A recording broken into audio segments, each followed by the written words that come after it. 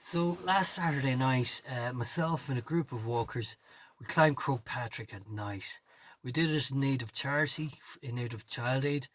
Personally, I raised the sum of about €220.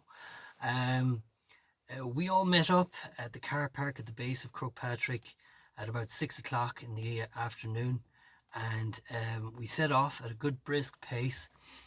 We were greatly aided by a new walkway that's being installed in the mountain at the moment, and for the first 3 quarters of the hike, it was steady going. We had a steady pace, high spirited, positive.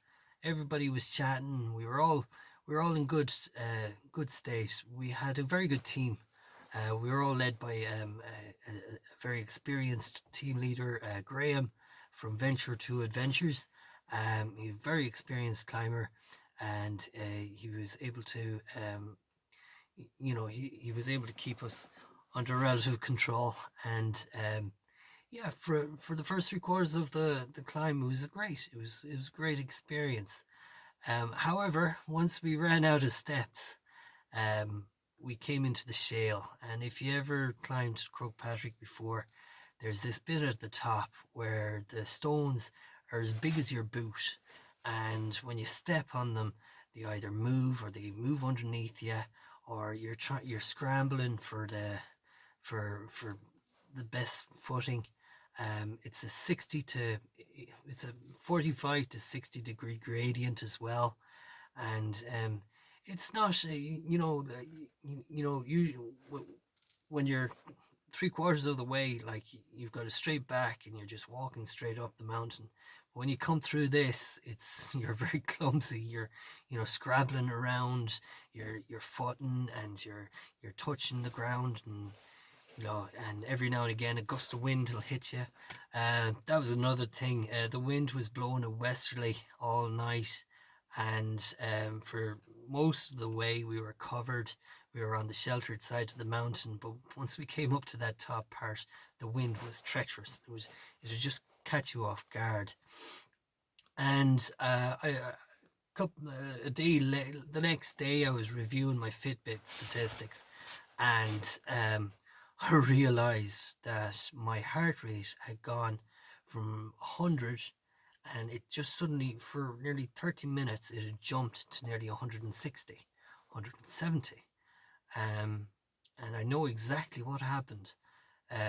Once I hit that shale, I suddenly, I was carrying a stick, and it was very handy for most of the walk, but now it was getting to be it was getting in the way. It wasn't like the stick was getting stuck underneath the rocks, and I spent more time just moving the stick from one hand to the other, and it just seemed very inconvenient.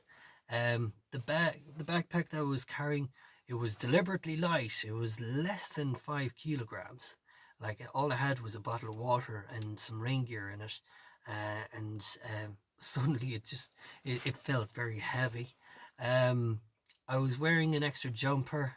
I thought it was prudent to have a jumper because I knew it was going to be cold and windy at the top, but it was actually more of a hindrance because I was really heating up fast, and it was up, it was getting in, it was putting me out of my groove. And that, and the fact that, like, I was using my technique. When you're negotiating a slope, you tend to zigzag. You walk diagonally.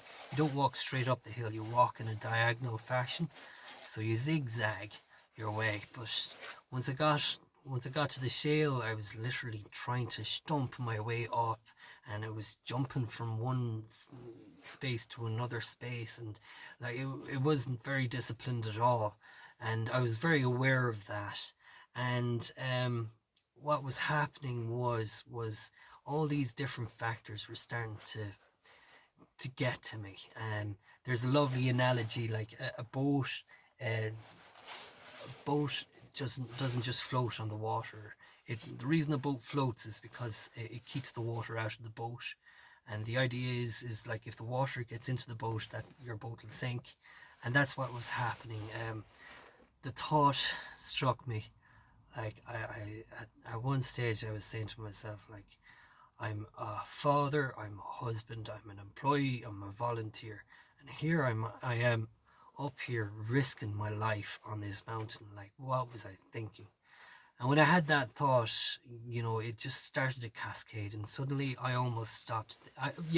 I could not think straight. I literally could not think straight. Now, fortunately, uh, Graham spotted that for a start, I was very quiet. I was down at the back. I was very engaging with the team. But once I got into the shale, everybody realised that I was getting into a difficulty, and I had actually hit my barrier. Um, and I was terrified, for that 1 second. And if it wasn't for Graham, who spotted me and he says, "Ollie, you all right? Do you want me to take your bag?" Hold up, everybody. Stop now. We'll, stand still and take a break. And yeah, I got a break, and I wasn't shaking now. I wasn't terrified, but I was upset with myself. I was feeling down because I suddenly realized that, like, before I'd done the walk, my friends, the few friends that I told, like, they were very concerned that, "Hi, what are you doing? You don't need to do something like that." My mother was very concerned for me. She was, I had to text her as soon as I got off the mountain. I don't know whether my wife cared or not, but yeah, and also I was aware of the other team and my team colleagues. Like, they, I don't think they want their idea of a good night out was not going to be stretching a a person off the mountain.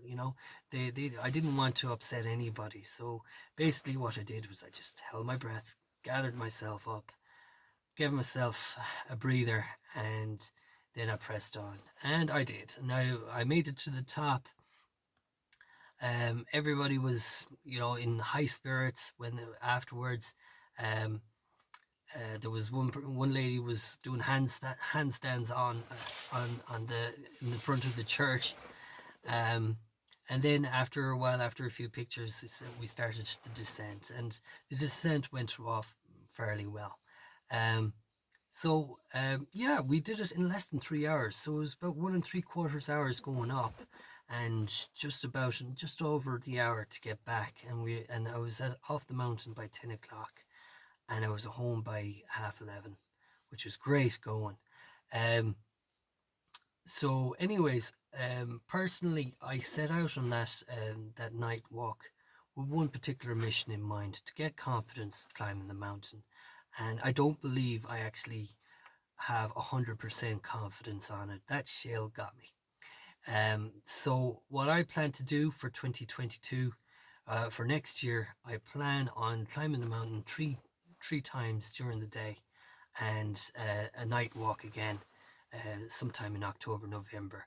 So what I plan to do is I'll create events on the Facebook page, and if you're interested in joining me, by all means. But don't think about climbing the mountain at night with no experience. I wouldn't recommend it.